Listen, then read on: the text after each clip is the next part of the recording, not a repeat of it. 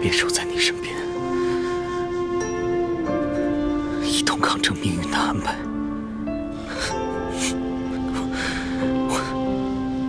我原本以为我可以准备好一切，平安与你共度余生，但我太过自大。倘若当初我们重逢的时候，我没骗你说我是袁昭旭，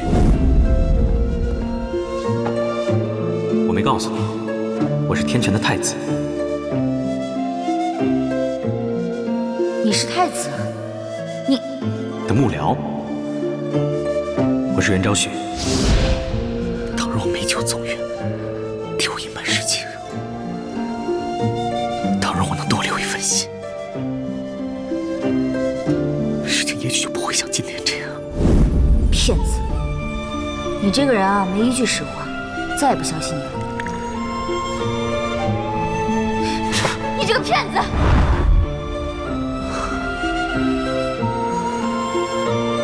丫头，你说的没错，我就是一个骗子，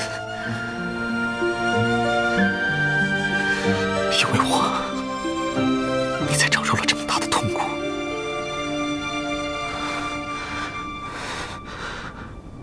我求你，求求你醒过来！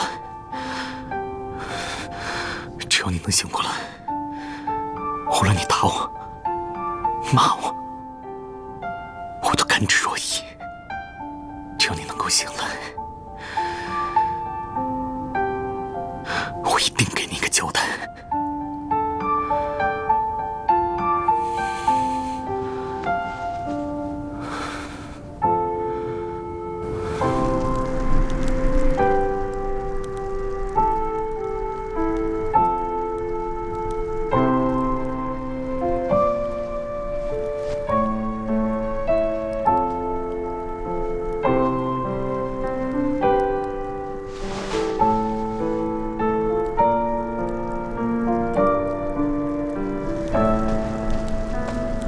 小七，过来。哎，尊先生，你回来了，怎么样？药采到了吗？想救扶摇吗？当然想啊。你可还是童男。你问这个做什么？拿着。哦。把手给我。怎么了？把手给我。哦。哎，尊先生，你干嘛？想不想帮扶摇？当然想啊。那少废话。哎呦，尊先生，哎，不是尊先生，我看到血会晕倒的。别动！哎，尊先生，我真的会晕的。小七，过来。太子，你想想办法。用我的。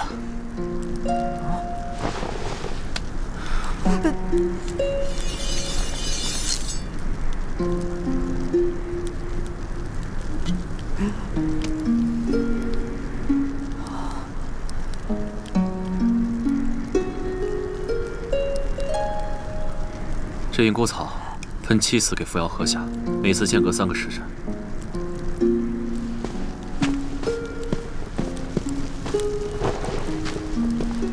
宗先生，扶摇姐一喝完这个，应该就能好了吧？这银菇草虽然神奇，但终归只能起到缓和作用。要想真正的彻底治愈，还得找到那个星辉圣手方一墨。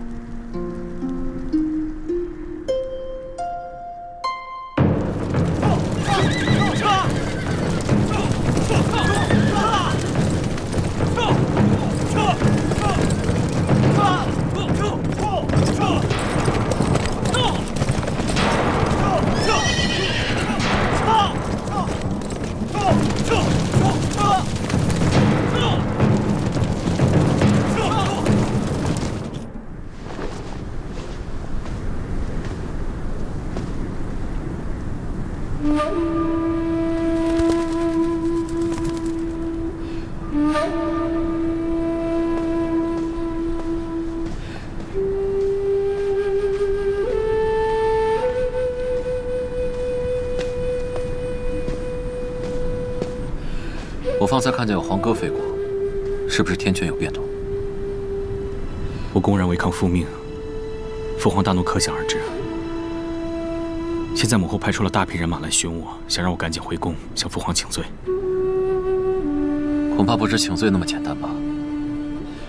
元皇后召集让你回去，定是为了定下这门婚事，好稳固你太子之位。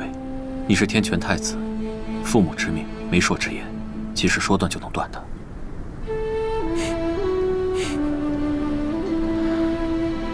这不是我最担心的，我自己受到重罚事小，就怕父皇再也不愿意放过他。